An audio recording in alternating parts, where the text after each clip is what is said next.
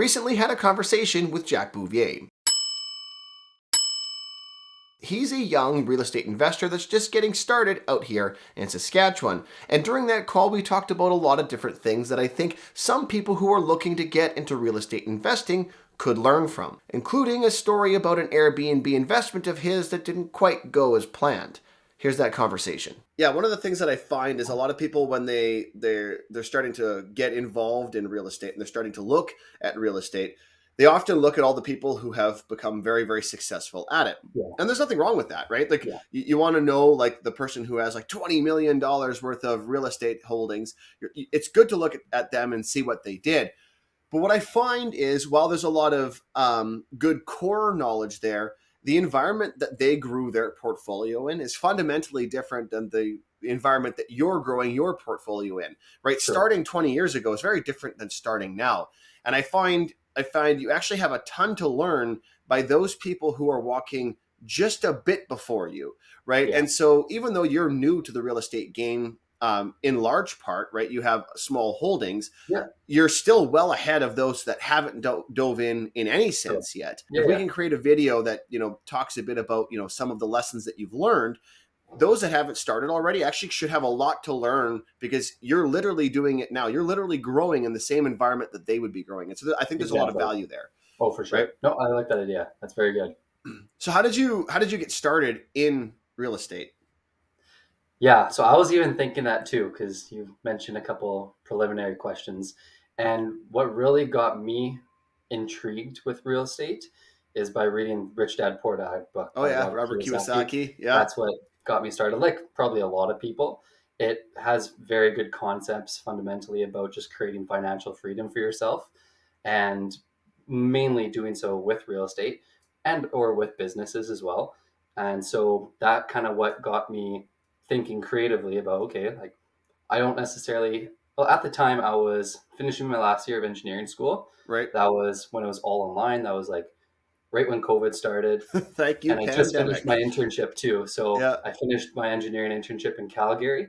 And then I was like, oh, it's not like my dream job. And I mean, not necessarily was it supposed to be. It was just supposed to give you kind of like an intro of engineering. But then I came back, finished my last year of school. I read that book and I was like, well, there's actually like other options to create a future for myself per se. Right. And then so came back, started working with my dad's company, a box manufacturing company that is. And then I wanted to get into real estate somehow. Wasn't sure like how that was going to be. And then I started just, once I finished that Rich Dad Poor Dad book, started reading a lot more about real estate books like Burr by David Green, a lot of Bigger Pocket stuff, and just like constantly listen to their podcast to get me more educated to step into the real estate space. Because it's not just like, okay, I'm going to be into real estate. It's like, okay, where do you start? Where do you look to actually get into the industry? And there's so many different avenues too, right? Like people think, oh, I'm going to be a real estate investor, but that's such a ambiguous way term. Broader spectrum than I think people fully realize, for sure. Yeah, you could do like wholesaling, flipping. I mean, if you're later into the game, do some private lending or get into Airbnbs or get into like the BRRRRs, which is the method that I chose. I was like, I had a decent chunk into my TFSAs. I was like, okay, well, TFSAs are great, but I actually like pulled out a lot of those TFSAs. I think most of them, all of them. And then I was like, that's going to be my down payment to then purchase a BRRRR property. And that's what I'm going to use to kind of get started into real estate. And then little did I know I couldn't get qualified for a mortgage because I just finished my engineering school. I was working a sales job for my dad. So I had like maybe a year experience. So you need that 2 year of income usually, as a sales representative. So then I was like, okay, well, I can't get a mortgage, but I was still very driven and eager to get a property or a BRRRR property to kind of get started. And then I was so hungry that I was like door knocking. I was looking on deals off Kijiji, off Facebook. And then I came across this house that I'm standing in right now and found it on Kijiji.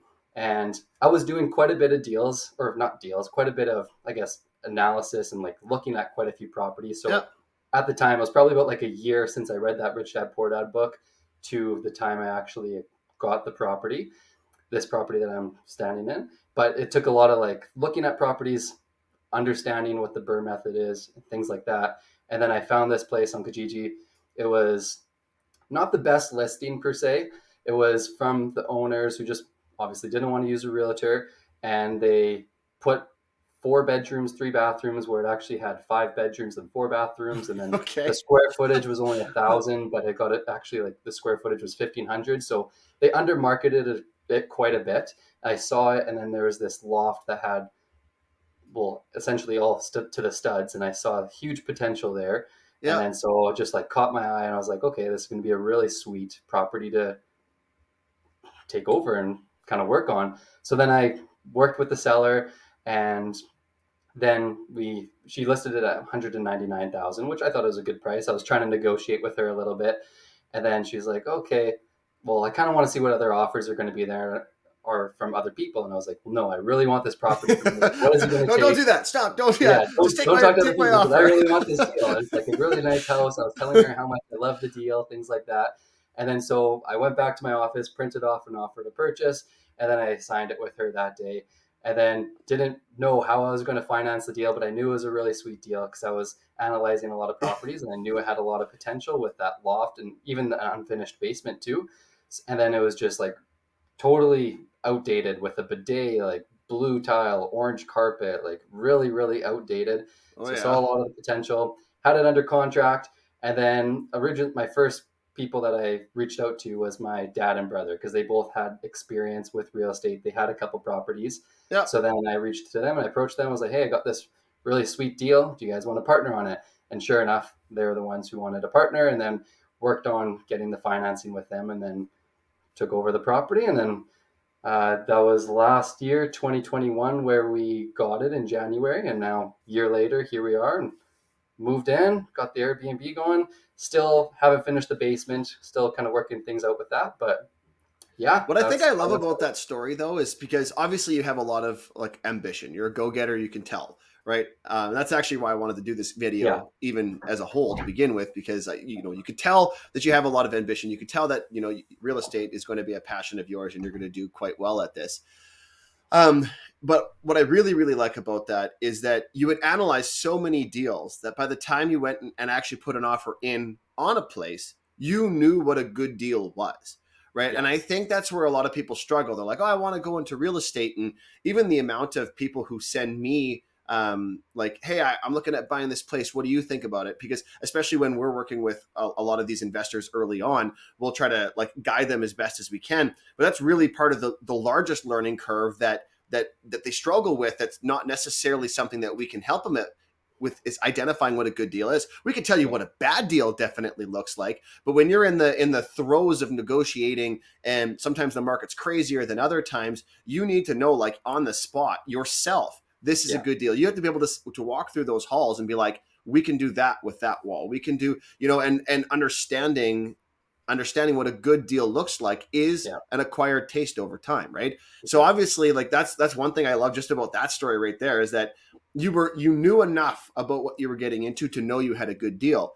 And as Yeah, a result, you went to your brother and you went to your dad, and that's fine and dandy. But had they not been let's say they didn't have the capacity to help you out, they didn't, hmm, or had the desire to help you out, maybe their real estate's just not their game, you would have found someone, oh, for right? sure. Because eventually you're going to come across someone who also sees the same value as you, right? And if they don't, and you're the only one who sees value in that property, guess what? It's going to be hell to sell because you're the Exactly. only one who sees value in that Yeah, property, right? for So sure.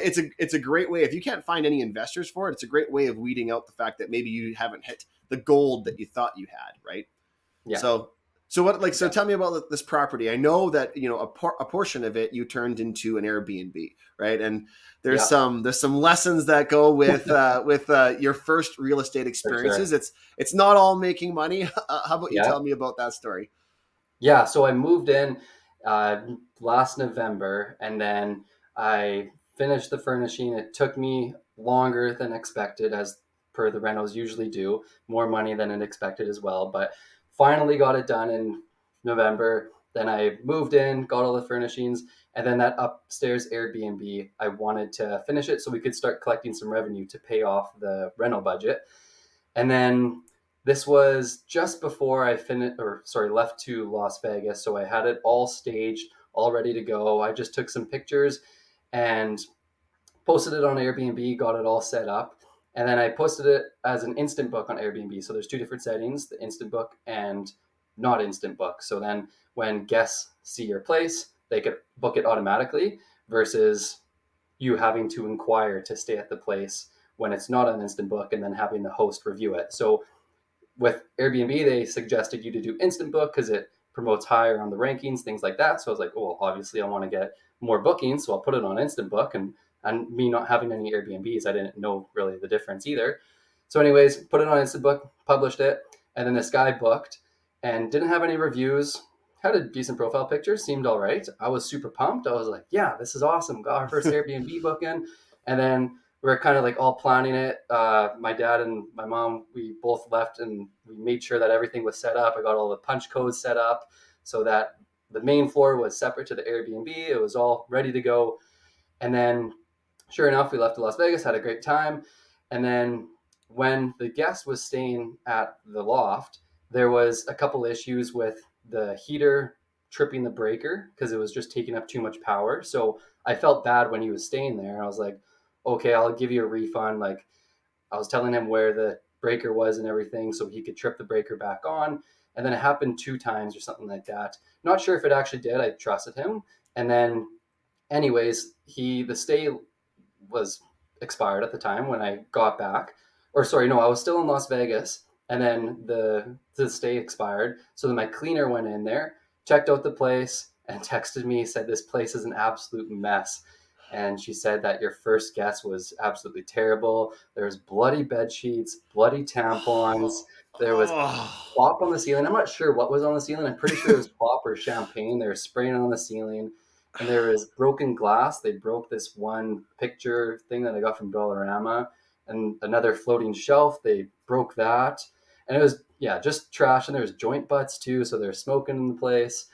And then, so this guy wanted a refund. I was like, hey, man, I can't give you a refund. Like, I have to buy new sheets and everything.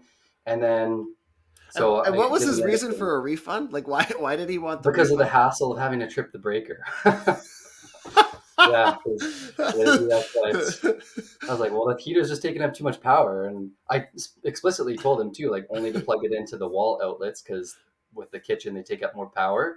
And yeah, he didn't like that. He's like, oh, this is bullshit. And I was like, well, man, I got to clean up all your shit and repaint the walls and buy new bed sheets. So I justified not giving him a refund. And then after that, I took it off Instant Book. I was like, no more of that. So now every time someone books, I always review them, their previous reviews from other hosts and Yep. things like that. So You've learned a everyone very, says it's very good really good. lesson in vetting people. Oh, for sure.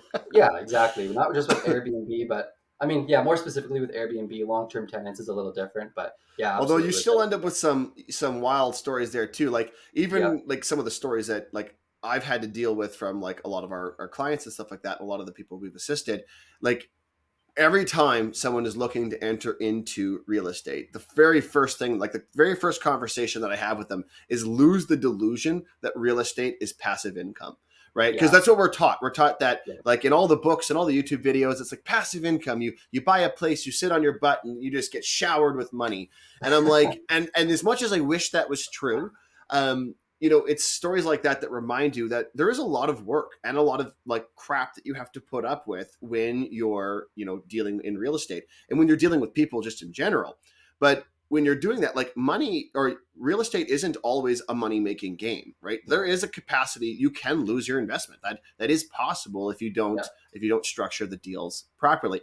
And usually, buying properly is step one. If you don't buy the right deal, no matter how good you are at selling, you're probably not going to make money, right? yeah, And then once you own it, you have to be able to know how to manage it and how to make the most out of it, right? Like we had one client once upon a time where the tenants had literally crapped and smeared it all over the walls, oh right? wow, So it's not even like it's an accident. It's not like this guy had like just the worst case of the runs ever. Like there was clear intention that this guy was hmm. like defecating and like smearing it all over the place, right? Wow, And of course, you can't just walk in with a brush and clean it all, right? Like it's quite the extensive process, right? You got to get professional cleaners because it's technically biohazard and stuff. Like it's disgusting, right? yeah, So even if it's long-term tenants, you would be yeah, shocked just the Yeah, kind for of sure. crap that some people do, right? And there are Yeah. many good tenants, and there are Oh, for many sure. good landlords. Yeah, yeah, However, there are both bad landlords and there are both bad tenants that exist out absolutely. there.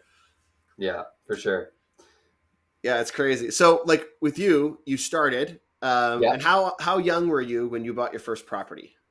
I was 23, and yeah, now 24, just finishing up, and I'm getting my real estate license now. So Yep. enjoyed it so much, and want to escalate the process of getting more properties. And I feel like getting my license will be a benefit of doing so, and just also helping other people get good investment properties and teach them of what I've kind of gone through. So we're So recording this right now in January of 2023. When are you expecting to get your license?